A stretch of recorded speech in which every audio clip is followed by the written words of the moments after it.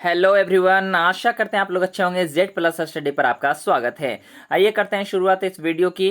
Video में आज हम देखेंगे 25 प्रश्नों को, और अगर आप इस 25 प्रश्न में से 20 के भी या उससे ज़्यादा प्रश्नों के सही से उत्तर दे पाते हैं तो आप ये समझ सकते हैं कि आपकी तैयारी अच्छी है, लेकिन प्रैक्टिस जारी रखें। लेते हैं आज का पहला प्रश्न। और दोस्तों, आपको ये बता दें कि प्रत्येक प्रश्न के लिए आपको 2 से 3 सेकंड का समय दिया जाएगा और 4 ऑप्शन भी दिए जाएंगे। लेते हैं आज का पहला प्रश्न। प्रश्न है, पहली विंबलडन चैंपियनशिप कब आयोजित की गई थी? बताएं। इसका आंसर होगा डी, यानी 1877 में। दोस्तों, और विंबलडन चैंपियनशिप जो 2021 में हुई थी उसके मेल में विजेता रहे हैं नोवाक जोकोविच और फीमेल में रही हैं एशले बार्टी। वैसे मैंने ग्रैंड स्लैम के जो डिटेल्ड वीडियो हैं वो भी बना दिया है, आप उसे देख सकते हैं। दोस्तों, लेते हैं आज का दूसरा प्रश्न। प्रश्न है, दालचीनी मसाला मूलतः कहाँ का है? इसका आंसर होगा ए, यानी श्रीलंका का। तीसरा प्रश्न लेते हैं। प्रश्न है, जनवरी 2020 तक राज्यसभा में अधिकतम सीटें किसकी थी, यानी कौन से राज्य की थी? बताएं। इसका आंसर होगा डी, यानी उत्तर प्रदेश की। चौथे प्रश्न की ओर चलते हैं। प्रश्न है, 93 पूर्वी देशांतर और 27 उत्तरी अक्षांश के बीच समुद्र तल से 530 मीटर ऊपर स्थित राज्य की राजधानी का नाम बताएं। क्वेश्चन थोड़ा सा घुमाया है। इसका आंसर होगा ए, यानी ईटानगर। बेसिकली जिस राज्य के बारे में ये बात कर रहा है वो है अरुणाचल प्रदेश और इसकी राजधानी है ईटानगर। इसके मुख्यमंत्री वर्तमान में कौन है, आप हमें बताएं कमेंट करके। दोस्तों, यहाँ पे पांचवा क्वेश्चन है, मगरमच्छों में डैश प्रकाशीय हृदय होता है? बताएं। ऑप्शन की ओर लेके चलते हैं आपको। ऑप्शन है 1, 3, 4 या 2। बताएं। इसका आंसर होगा सी, यानी 4। छठे प्रश्न की ओर चलते हैं। प्रश्न है, फीफा, जिसे हम federation international the football association के नाम से जानते हैं, विश्व कप का पहला मेजबान देश कौन था? बताएं। इसका आंसर होगा ए, यानी उरुग्वे। सातवें प्रश्न की ओर चलते हैं। प्रश्न है, क्रिश्चियन बर्नार्ड डैश के लिए प्रसिद्ध थे? बताएं। आपके सामने ये 4 ऑप्शन है, बताएं। इसका आंसर होगा ए, यानी कि दुनिया का पहला मानव हृदय प्रत्यारोपण करने के लिए इन्हें जाना जाता है, Christian Bernard Shaw. Christian Bernard basically हैं।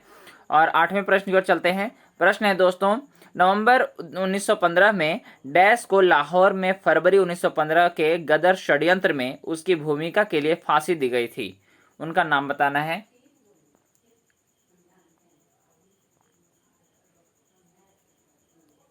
बताएं। इसका आंसर होगा सी, यानी करतार सिंह सराभा को। अगला प्रश्न है दोस्तों, निम्नलिखित में से ऐसी कौन सी एकमात्र सही जोड़ी चोल शिलालेख द्वारा वर्णित की गई है? बताएं। आपको ऑप्शन की ओर लेके चल रहे हैं, बताएं। इसका आंसर होगा बी, यानी पल्ली चंदम और जैन संस्थाओं को दान की गई भूमि के लिए।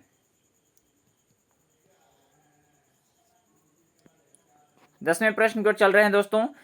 भारत सरकार ने 16 जनवरी 2016 को डैश कार्यक्रम का शुभारंभ किया, जिसका उद्देश्य उद्यमियों का सहयोग देना, एक सुदृढ़ स्टार्टअप पारिस्थितिकी का निर्माण और भारत को नौकरी चाहने वालों के बजाय नौकरी देने वालों के देश में बदलना है। ऑप्शन देखिए, बताएं आंसर। इसका आंसर होगा ए, यानी स्टार्टअप इंडिया। 11वां प्रश्न लेते हैं। प्रश्न है, घोंघे, यानी यहाँ पे घोंघे का संबंध किस संघ से है, ये पूछ रहा है। यानी कि जिसे हम स्नेल के नाम से जानते हैं। इसका आंसर होगा सी यानी मोलस्का। 12वां प्रश्न लेते हैं। प्रश्न है हिमोफोबिया डैश का डर है। बताएं किसका डर है। इसका आंसर होगा डी यानी ब्लड। दोस्तों यहां पे हीमो का अर्थ रक्त से है और फोबिया का मतलब ही होता है डर, इसीलिए आंसर ब्लड यानी रक्त होगा। 13वां प्रश्न लेते हैं। प्रश्न है मिशन इंद्रधनुष जो कि भारत सरकार की एक कार्यक्रम है किससे संबंधित है, आपको बताना है। ऑप्शन की ओर आपको लेके चल रहे हैं। ऑप्शन है आपके सामने, बताएं। इसका आंसर होगा बी यानी प्रतिरक्षा। 14वां प्रश्न की ओर चलते हैं। प्रश्न है दोस्तों कंधमाल हल्दी जो डैश की स्वदेशी हल्दी की एक किस्म है को अप्रैल 2019 में बौद्धिक संपदा यानी कि भारत में ने जियोग्राफिकल इंडिकेशन जीआई टैग प्रदान किया है। यानी कि ये कंधमाल हल्दी कौन से राज्य से संबंधित है, आपको ये बताना है, जिसे हाल ही फिलहाल में जीआई टैग दिया गया है। इसका आंसर होगा डी यानी उड़ीसा। 15वां प्रश्न है दोस्तों निम्नलिखित में से कौन सी पुस्तक आर के नारायण द्वारा लिखित नहीं है। 3 पुस्तक इनके द्वारा लिखी गई है, कौन सी एक नहीं है वो बताना है। इसका आंसर होगा ए यानी द जंगल बुक। 16वां प्रश्न है दोस्तों जनवरी 2020 में चीन ने बीजिंग और डैश के बीच दुनिया की पहली तेज गति वाली चालक विहीन बुलेट ट्रेन का परीक्षण किया था। ऑप्शन की ओर चलते हैं, बताएं आंसर। ये रहा आपका ऑप्शन। इसका आंसर होगा सी यानी झांगजियाको। 17वां प्रश्न आपके सामने है। क्वेश्चन है क्याइक हितियो पगोडा डैश में स्थित है। कहां स्थित है, कौन से देश में, आपको बताना है। इसका आंसर होगा सी यानी म्यांमार, जिसकी राजधानी है नए पैताव और इसकी मुद्रा है क्यात। आपको एक चीज और बता दें कि म्यांमार को पहले बर्मा के नाम से जानते थे। 18वां प्रश्न की ओर चल रहे हैं। 18वां प्रश्न है दोस्तों निम्नलिखित में से कौन सा स्मारक फ्रांस की युद्ध स्मारक आर्क द ट्रायम्फ के समान है।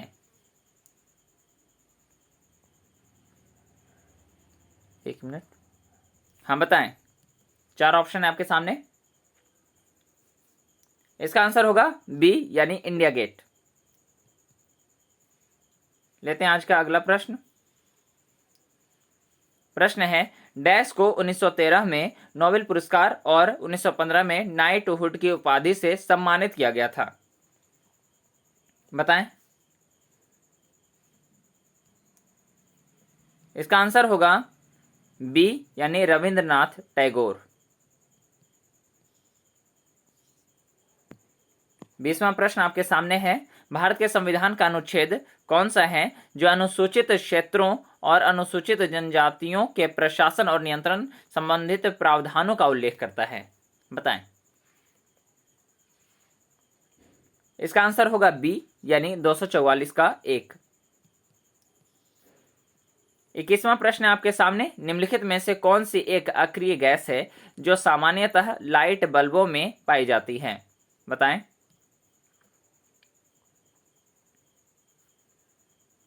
इसका आंसर होगा डी यानी आर्गन। 22वां प्रश्न है आपके सामने। प्रश्न है निम्नलिखित में से कौन सा प्राचीन भारत में राजाओं द्वारा अपना पद स्थापित करने के लिए किया जाने वाला एक प्रकार का बलिदान नहीं था। बताएं। यह है आपके सामने ऑप्शन। इसका आंसर होगा ए यानी मुवेंद वेलन। 23वें प्रश्न की ओर चल रहे हैं। प्रश्न है निम्नलिखित में से कौन सा समुद्र तट गोवा में है। उस तट का नाम बताना है। इसका आंसर होगा डी यानी पालोलेम, लेकिन बाकी 3 गोवा में नहीं है। 24वां प्रश्न है दोस्तों, डैश को 18 नवंबर 2019 से भारत का मुख्य न्यायाधीश नियुक्त किया गया था। किसे किया गया था? ऑप्शन देखिए, बताएं। इसका आंसर होगा डी यानी शरद अरविंद बोबडे। आपको यह बताना है कि इनका क्रमांक कितना है, यानी कि शरद अरविंद बोबडे कितने नंबर के मुख्य न्यायाधीश हैं। 25वां प्रश्न और आज का आखिरी प्रश्न है दोस्तों, बैंक ऑफ बड़ौदा के साथ विजया बैंक और देना बैंक का समामेलन यानी कि उसका जो मिलन हुआ है, विलय हुआ है, वो कब से लागू हुआ था? बताएं।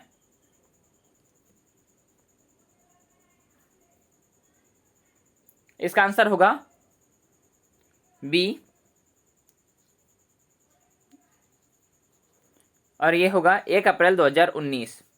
दोस्तों, आज की ये सीरीज 25 क्वेश्चन की आपको कैसी लगी, आप हमें कमेंट करके जरूर बताएं और आप हमें ये भी बताएं कि 25 में से कुल कितने प्रश्नों के सही उत्तर आपने दिया। अगले सेट में फिर मिलते हैं, तब तक के लिए जय हिंद।